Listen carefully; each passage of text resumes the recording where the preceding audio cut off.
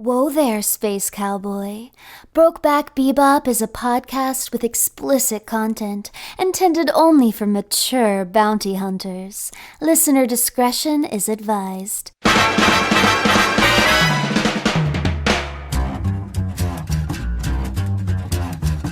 Listen to all 40 steamy sessions of the show right now by supporting Brokeback Bebop at patreon.com/can'tdisappointpodcast. I think it's time to blow this scene. Get everybody in the stuff together. Okay. 3, 2, 1, action. Nice, Because it's a movie. It's a movie.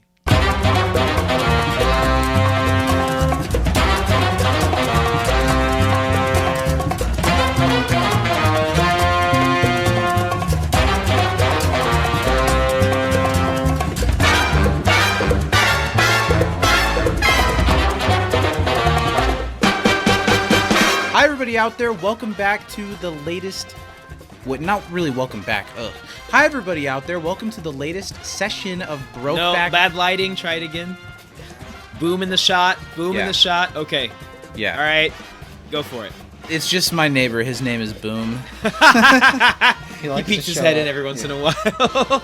Hi, everybody out there in the galaxy and beyond. Welcome to the latest session of Brokeback Bebop. We are back. It's a big episode as we're diving into the Cowboy Bebop movie.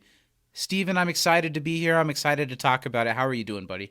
I'm doing great. I'm excited to be here after finishing the episodic run of the original show. It's awesome to be here talking about the movie. I remember I didn't know that there was a movie when I finished the show, and then as I was on my anime list rating looking up the Cowboy episode, Bebop to mark it off. Yeah, it like shows you like what the original source material is, like if there are any sequels or side stories, and I saw there was a movie. That's nice, because with anime it gets complicated sometimes. Oh yeah, so it's good to have a solid the first season universal source for like, hey, you also need to watch this stuff. Yeah, so I saw it was there, and I immediately went to my, as of today, I realized the now defunct anime website I was using at the time, and watched it and was like, wow, this is fucking awesome. So I'm really happy that we get to talk about it.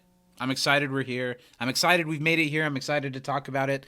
We're going to talk about it all, including how this isn't an easy movie to track down, actually, nowadays. No. It's not an easy film to watch. So we're going to get into all of that, including everything in, and this is how we're going to do the Cowboy Bebop movie. We're going to talk about everything in the first half of the film in this episode, and then we'll do a second podcast about the second half of the movie.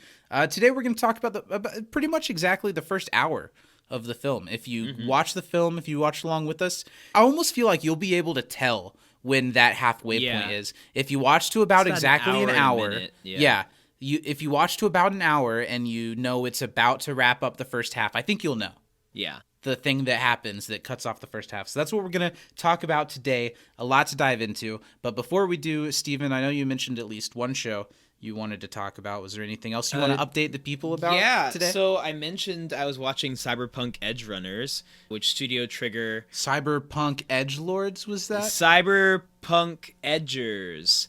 It's where they get on an Omegle chat and have a time. But Cyberpunk Edgerunners, Studio Trigger's anime based in the world of Cyberpunk 77. 10 episodes on Netflix. I watched it and I really liked, the first few episodes, and I think I was at that point last time we talked. About halfway through is one of the coolest and most original animated television episodes I've ever seen in my life. That was super duper awesome. And the whole run of the show was really good. A show that tells you exactly what's going to happen and still makes you hooked and want to see the end. Isn't that sometimes the best? That's like a different thing entirely, but like your Better Call Sauls. Sure. You know where this is going. And honestly, like the movie we're talking about today. Yeah. You know enough of how this is going to play out, but yet somehow the stakes still feel large. You still find yourself invested. You still find yourself really worried about these characters who you know whether or not they're going to make it out of this situation. I mean, the show is based a year before the game, so there's some characters that aren't in the game. Yeah, so you can do some math who's and there, figure who's out. not. Right. Interesting. In the opening sequence of the show, one of the characters very clearly gets shot right in the head and is stood over by another character in the show, so like some shit's gonna go down. But I loved every second of it. Thought it was fantastic. Animation's cool, story was cool, music was top notch. So check it out, super fun. You don't have to have played the game to really like it. Great commercial for the game, right? I think even if you've played like an hour of the game, you'll understand immediately how it's exactly in that world, and you'll see they must have high hopes for this game as a franchise. They must be thinking it's that's what's crazy. Is the game bombed, Zach. It came out under with such huge hype and it didn't deliver. But this has kind of brought, I think this part of its new marketing campaign to get people to take another look. I actually want to look this up because the number's fucking insane. After the anime dropped, so I don't know what they had before, but the game jumped up to 1 million players each week since the anime has come out. Wow. Which is not how many people were playing that game every week. It's how many new people are playing the game every week. Yeah. Right. So that's crazy. That is crazy. That's nuts for a game that only sold 13 million copies like in the first place. And it isn't new anymore. It came out 2 years ago. Right. Yeah. And the game, I started playing it again. I put like 11 or 12 hours into a brand new playthrough, which is more than I played the first time. And I love it. That's interesting because if you think about the usual period of time it takes to create a season of animated television, they probably started production on this show around when the game came out. Yeah, it was announced along with the game. So what's interesting is the show was probably made expecting the game to be quite successful and to last a while, but instead the game faded away. But now they have the show, which is being well received, that might boost the game back up into being something to look at. It's interesting. It's nuts. Really, really cool. Anything else you want to talk about before we dive into part 1 of the movie? Doesn't sound like it. I don't think so. All right, we're going to talk about the first half of the movie, Cowboy Bebop, the movie, as it's called in the U.S., or in Japan, it's known as Cowboy Bebop, Knockin' on Heaven's Door. Knocking on Heaven's Door. This film was directed by Shinichiro Watanabe, a familiar director name. The screenplay was written by Keiko Nobumoto, cinematography by Yoichi Ogami, and music by the great Yoko Kanno. We haven't talked about her enough. We like her a lot. And pretty much, I would say over 50% of what makes this show and film so successful is on that one person. Yeah, absolutely. Like, the music is as important as the animation, is as important as the voice acting. Is as important as the story. Like, none of it would work without any of the other parts, but especially the music. Especially the music. The film was released in Japan on September 1st, 2001.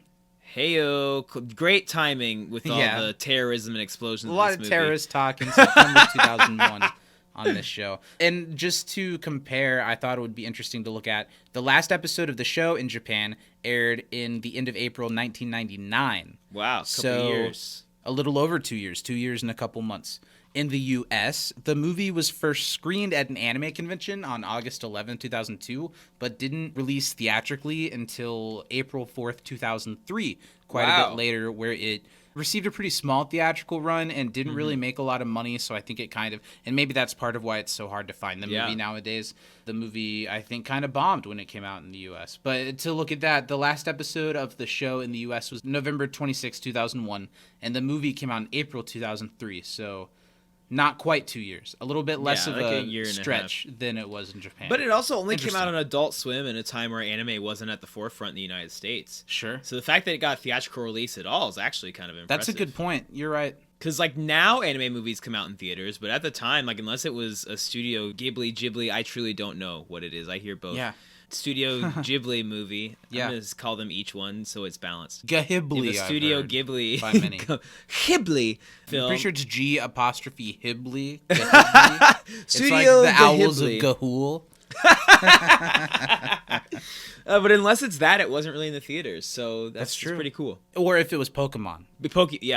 Yu-Gi-Oh movie too. You got a special card for going, I think. Let's talk for a second, because I'm sure there are at least a handful of people that are listening to this podcast and are fans of Cowboy Bebop that might not know about the movie or maybe haven't seen the movie. So let's talk a second about how hard it is to access this movie and how much that sucks.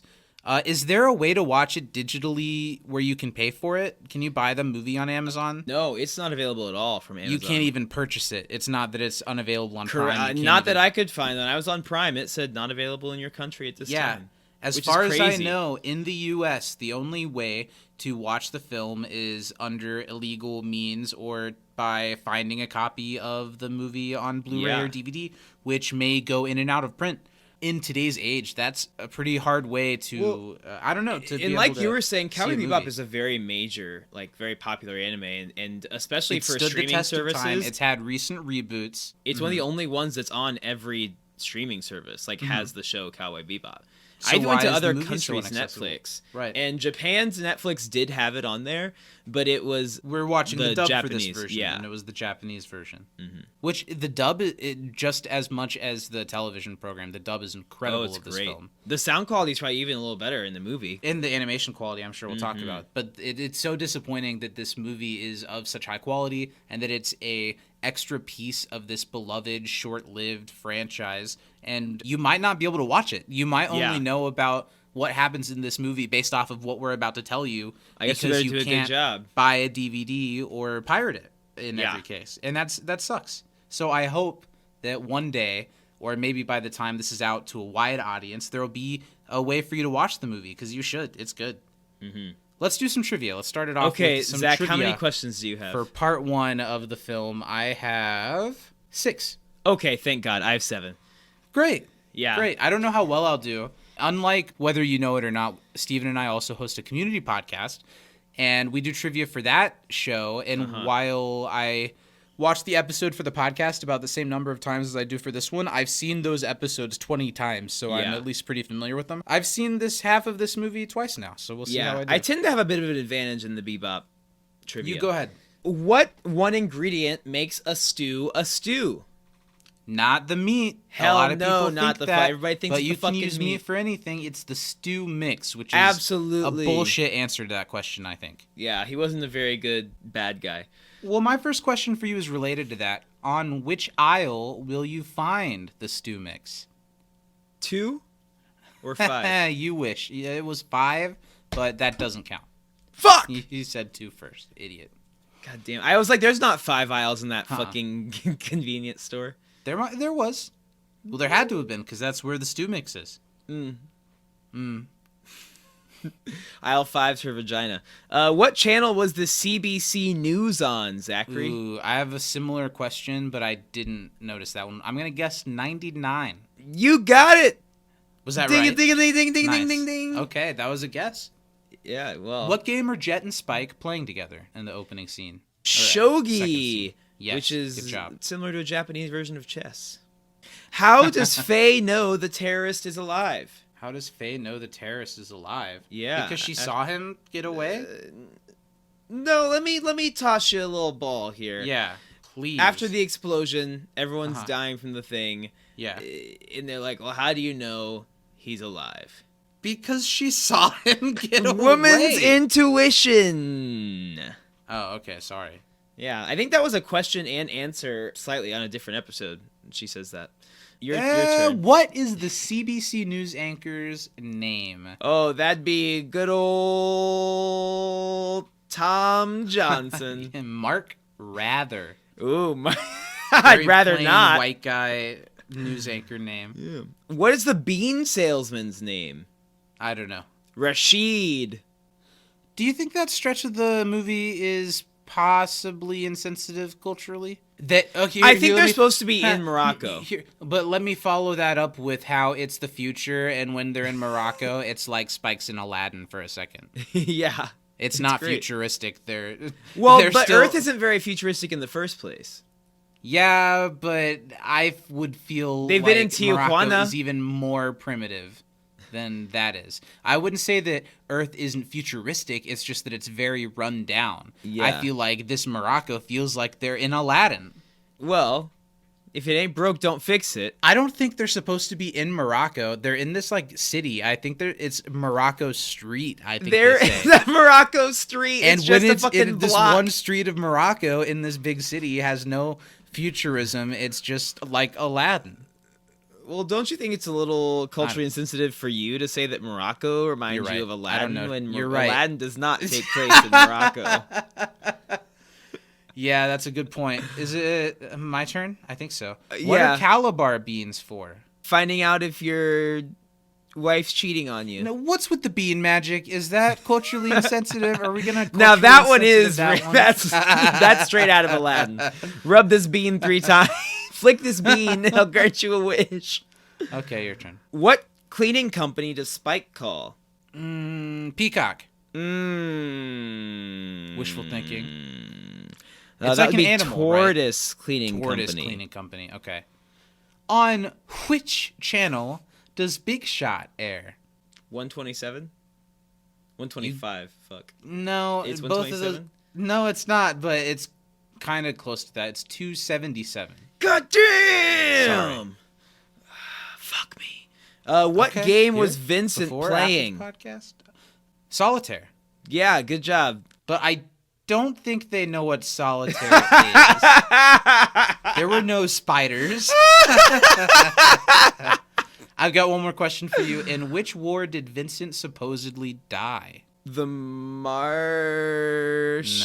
Not the Conquest. attack on, but the war on. war on Titan. There you go, but that clearly doesn't count. I gave it to you. Do you have one more? I can't wait to make you watch an episode of Attack on Titan. I'm gonna pick a Brokeback on Titan. That's good. What does death mean to Vincent? It's like a dream. I don't know if this is the line that you're thinking of, but a dream that you don't wake up from. It's like a release. I don't remember the exact wording, but have you ever had a dream where you do feel like anything? you could do anything? Are you giving it to me? What was your answer? Dreaming in silence. Okay. You said dream. Emo. Yeah, right. Well, that's well, for trivia. thanks for I think trivia, you did all right. guys. No, It's well, time we're for thinking- something that the we're first thinking them for trivia. the first 30 minutes of this episode, I was like, oh, I hate that I'm going to have to do this. And then I remembered, I don't have to do this because it's time to figure out, did Zach comprehend the first half of the movie this week? The part of the show where I give Zach normally 20 seconds to see whether he understood the episode, but this week we watched double the length, so I'm true. going to give him a couple more seconds. Zach, you have 27 seconds this week. I've got my calculator open as always. I'm going to type in 27 and see what happens. We're going to find out, probably Zach, just say 27. you have to... And stay that way. You're my gonna guess. You're gonna give us a rundown of the first hour and 1 minute of this movie. How are you feeling? You can skip the beans. I'm the type of person that you can't skip the beans. Never. That's your small-minded male thinking. You can skip the flick of the beans, but you always gotta flick that. You gotta bean. flick the bean first. This is really hard because I'm the type of person that wants to touch on everything, and I just won't be able to do that. And because they're no filling touching, no touching. and because they're filling out an entire movie, they're cramming all kinds of scenes and all kinds of little side quests for the characters to go on. And whether or not I need to get I don't know. I don't know how I'm gonna do. All right, Zach, I'm gonna count down 27 backwards from- beans on the clock. I'm gonna eat a bean, and every time I eat a bean, An hourglass filled with beans with a hole just big enough for the just beans. big enough. I thought just big enough sometimes for it gets sand clogged still. and might So give me some extra time. You got to give the beans a little shake. I like to give him a little tap on the top. Yeah, tap the top of the beans. All right, Zach, are you ready? Nah. That sounds like a bean to me. 3, 2, 1, go. Faye witnesses an explosion in a mysterious man, and the explosion lets off a virus in the air that kills a bunch of people, and it leads to the biggest bounty of all time. The Bebop are all on the case, finding their different angles on how to get close to this. Faye and Ed learn more about the guy and the marble-like devices that let out the virus. Spike goes to the pharmaceutical place to find more about it and ends up confronting the evil guy on a train, and he gets shot, and Spike might die, and Vincent has been dead, but he doesn't die. And Stop! he I gave you licks 2 extra blood. seconds on accident. That's okay. I didn't know what I was grasping at straws. I feel like I got a decent amount of stuff, but I was grasping. Zach, I think you did. Here's some stuff you left out. Well, I wanted to get to the end. I know I left out stuff. Opening scene would have been nice. Anything about the other pharmaceutical girl, the fight with Spike. See, I thought the opening scene hacker. was something that I needed to leave out to be able to get as much as I could. Which was true. You would the have hacker. gotten You're interested. right. The hacker. But Zach, I'm gonna give you a B. I think that was pretty good. Thank you. Yeah, I think that was pretty solid. I appreciate Actually, B it. plus. That Thank was you. pretty good. I thought about it. I was really thinking about it this time. I wanted Yeah. to do well You did because a there's good a job. lot that goes on in the first half of the movie, and let's talk about it as a first half. Yeah. What do you think about it? Do you like it? I thought it was a I lot think of a fun. lot of super memorable scenes for me are in the first half of this movie. Are there things that you remember and maybe attribute to the show Cowboy Bebop that you forget are from the movie? A couple of like visual images, like him eating the noodles. I was like, oh, that's what that's from. And like, there's a scene of like with him with the glasses that he could like zoom in with. But the fight scenes are so iconic for me in this movie, and the opening scene is so like memorable. I thought that the fight on the train Vincent happened later in the movie, but it doesn't, which so I'm glad we got to see. That's that how we today. had a lot of discussion, and we don't need to delve on Yeah. how we were going to divide up this movie.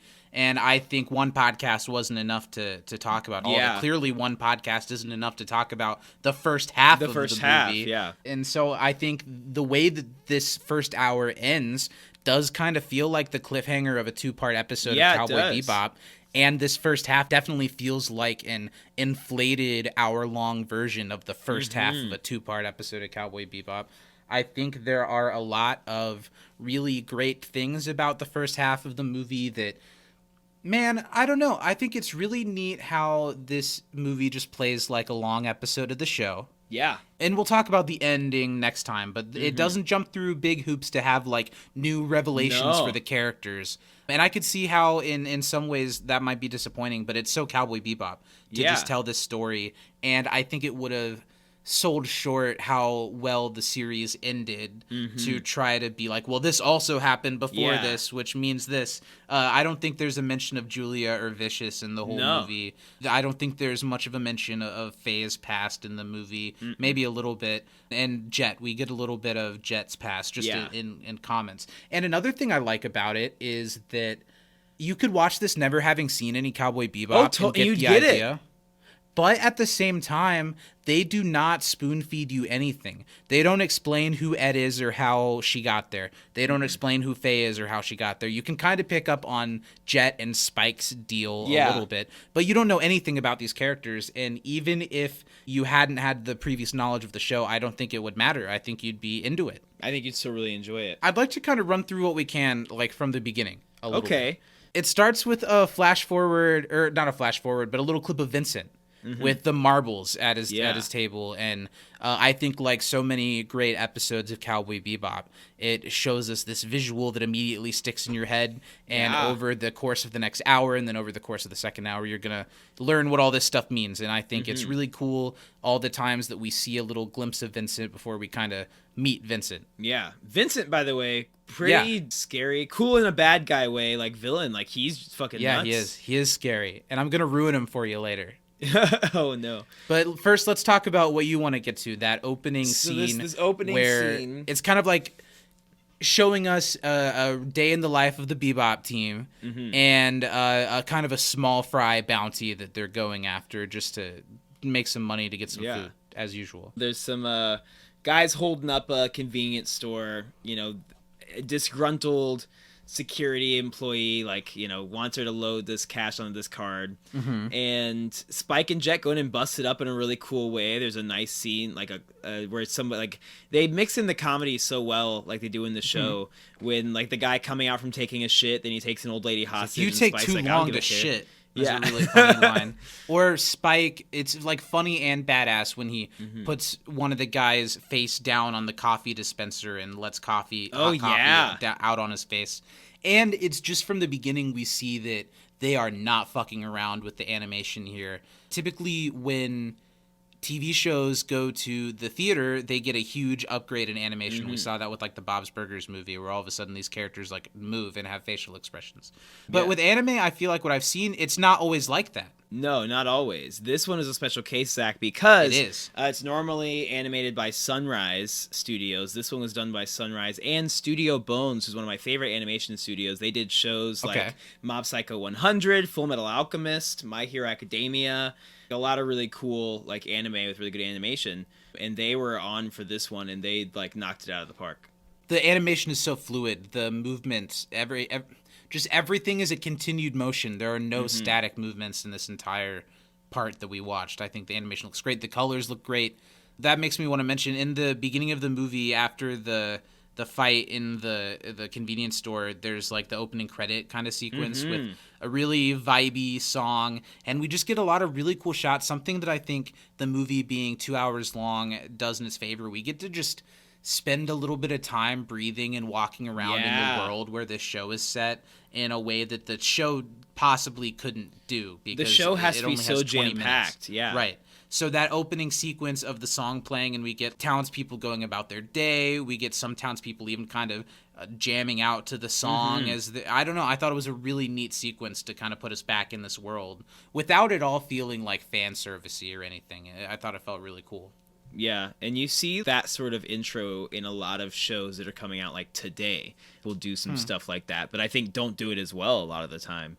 So really kind of forward thinking, and I like how different, because they very well could have just had Tank play and it would have been awesome.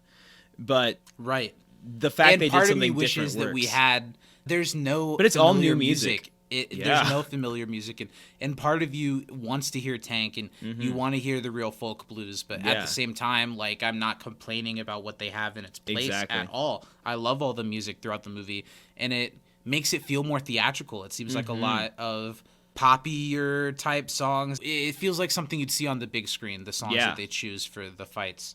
So I kind of went through in my recap a big part of what happens in the first stretch of the movie.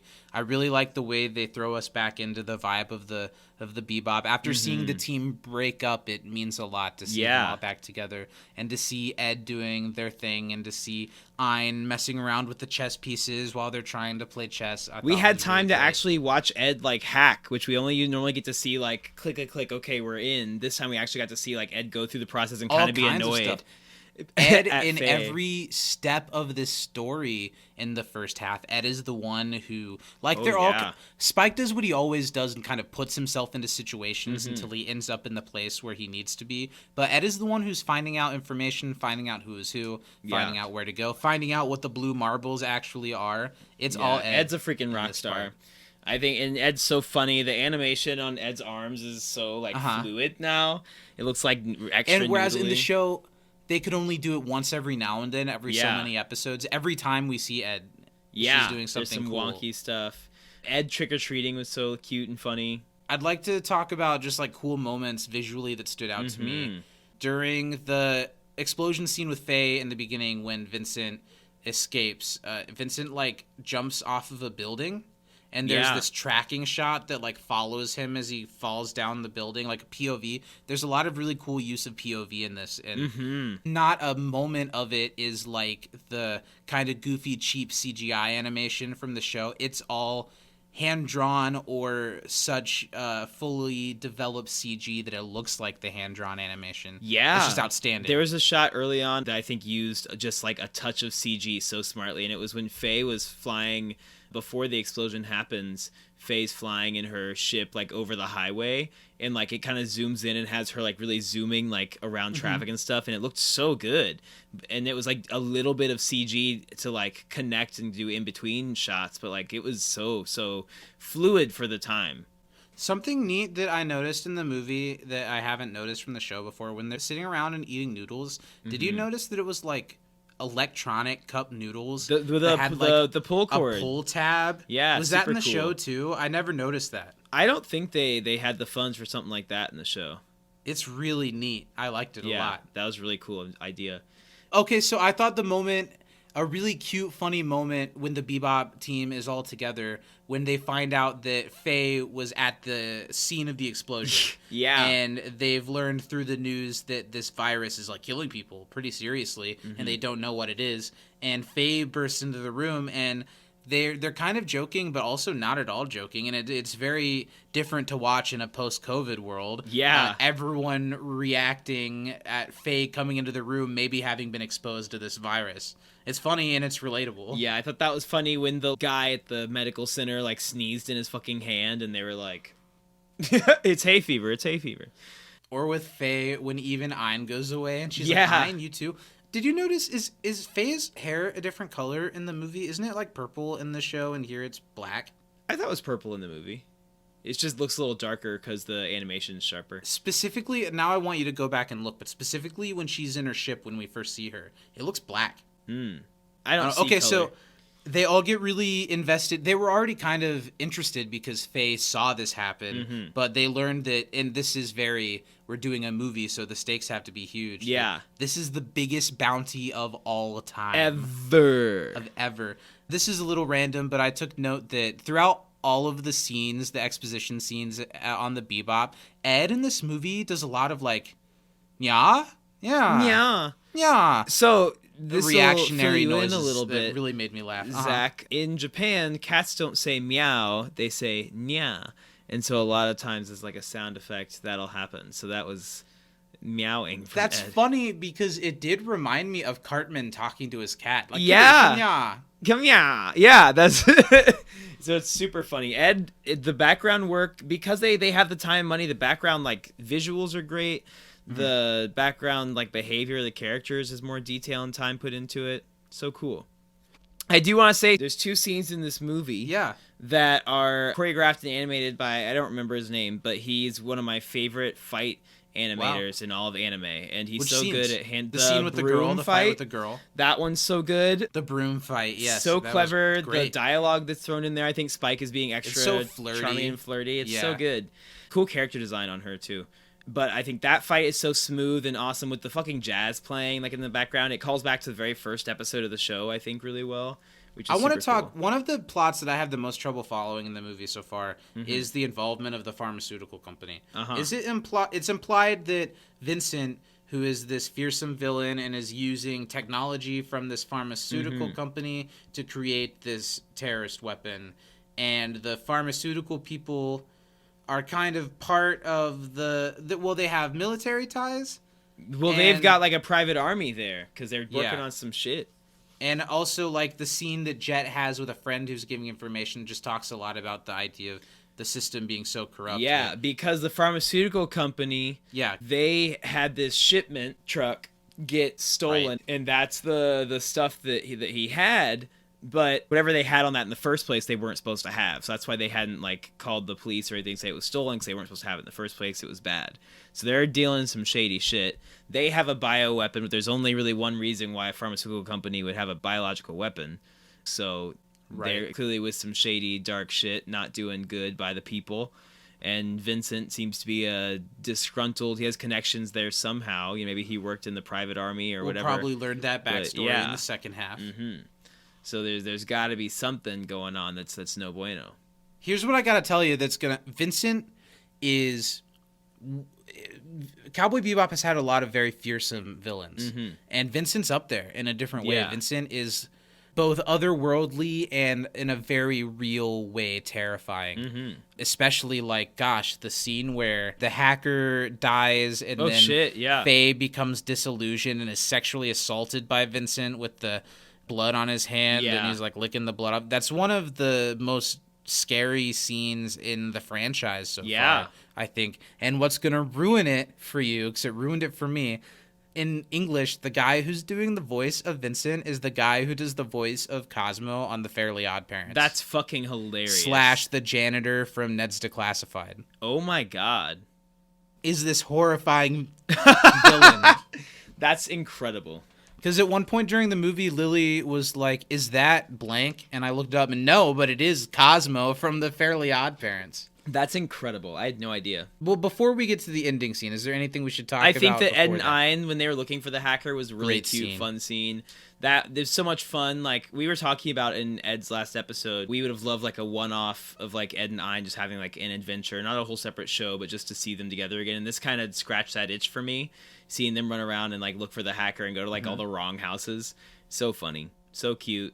I really like that. Another Ed moment, not in that scene, but I really liked when Ed makes their way into the vase that Spike ends up with. Oh my god. The bean part that we did totally just step over, and I think that's fine.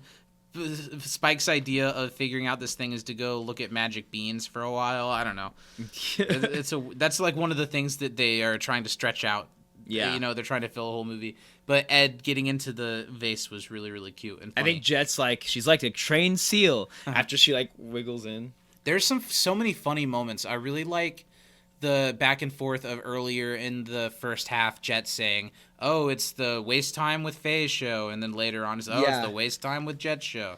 That's really funny. I also wanted to point out it's not one of the like showier moments that you've mentioned so far, but I think the chase of what's the hacker's name?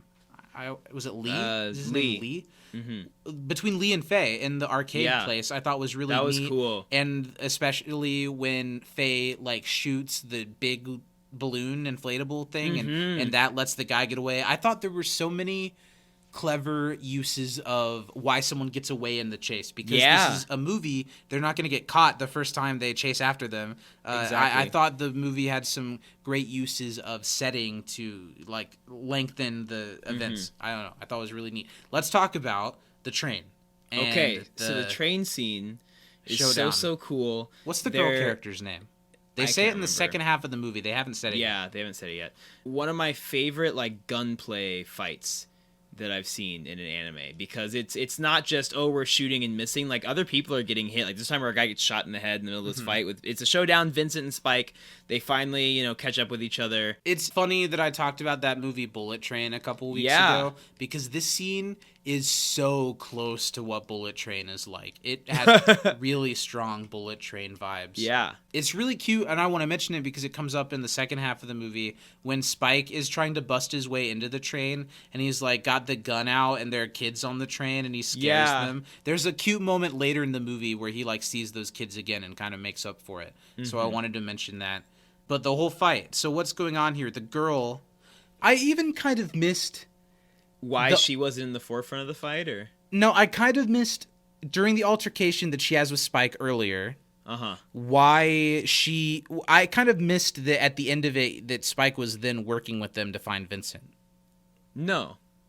That's what happens here, because when they follow Vincent on the thing, the girl, Spike, and some dude are talking to each other through these in-ear Spike things. bugged her, Zach. That's why she destroyed the bug. Okay, well, it confused me. I thought they were working together for a second. No. Spike bugged her pocket and then heard. Okay, that makes more sense. That's what I got caught up on. And then in this Which is why Spike put on the headset when he laid down on the couch. It wasn't just to be lazy and take a nap. He was waiting for activity. I saw that and thought somehow I had missed a scene or missed a line of dialogue where he was helping them or they were helping each other. But that makes more sense now.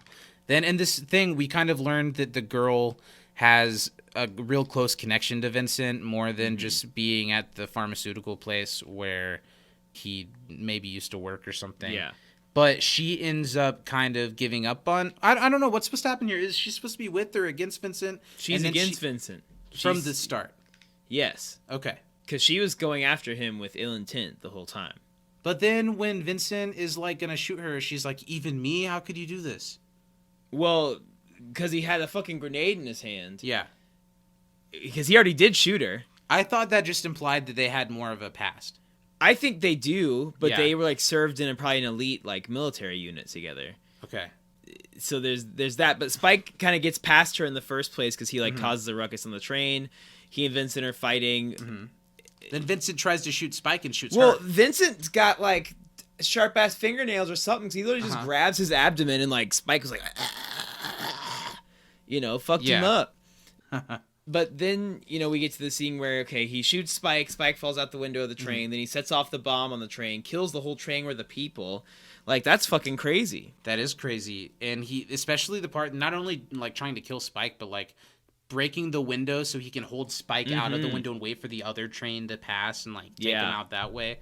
The first half of the movie ends where Spike is, like, left for dead. We know that Spike is going to make it out of this because we've seen the rest of the show and know that Spike doesn't die here. He dies later. But I found myself surprised by how tense that moment still is. Because first, not only just him getting shot, but the like, chest crushing trick. That I don't know exactly what's going on there, but Spike starts bleeding and he's totally doubled over in pain and can't breathe and looks like near death from whatever Vincent is doing to him.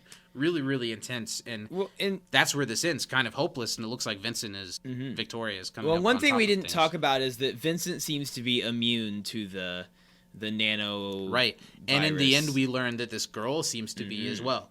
Also, as far as we know, Faye's been left for dead as well because she was exposed to the virus. Great cliffhanger for this to be a two-parter. Yeah, really good. they set some stuff up really smartly. Yeah. Because you're so freaked out by like what's going on in a certain We're worried scene. about all our heroes. Yeah. Yeah, that we maybe don't catch the first time through what's really going on there. So I fuck with it. I think it's so good. I'm excited to talk about the second half up next. Yeah, I think that wraps it up. That's the first half of Cowboy Bebop, the movie. We'll be back next time to talk about the second half just as in depth as we did with this first half. Steven, before we leave in this rendition, who for the first half of Cowboy Bebop, the movie, is your captain of the ship? You know, I felt really strongly about this I do before too. we started recording, and I still do. Gotta give it to Ed. Yeah, Ed was the absolutely. fucking It's MVP. Ed for a lot of reasons. First, I just wanted to give it to Ed because this is the last chance in this podcast that we will be able to give it to Ed. It won't be Ed in the second half of the movie, and it won't be Ed in the live action series because Ed is hardly in it. And then as I thought about it more, Ed is so integral in this first half of the film to why they learn anything that they learn other than what Spike learns by like stalking around. Ed proves, as always, that she's an integral part to the Bebop team, sometimes the most integral part of the Bebop team. So great Ed episode. Or great half Ed. of movie. Well, that's it. We've done it. We're going to sign off and get on out of here. And we'll be back next time to talk about the second half of the movie. This has been a lot of fun. Ran a little long because there's so much to get into. There's so much. Well, Steven, do you have any last words for all the people as they traverse along the galaxy? I love a woman who can kick my ass. Gummed up, brain dead, can't decide. You can't pray enough, you can't hide. You can be cool or you can cry. Do it wrong, not at all, or do it right. No one owes you, no one's to blame. Sit for bad genes or DNA. Ask your conscience the why and how. Do it then, do it when, but do it now. What's up? Sweet cakes. Who's here? Anyway, love girls are easy. What you gonna do, little buckaroo? Hey, all you gotta do, happy fool is ask for my. Thanks for listening. Support this show and our podcast network at patreon.com/can'tdisappointpodcast, where starting at $5 a month, you can get immediate access to all 40 outrageous sessions of Brokeback Bebop. See you next time, Space Cowboy.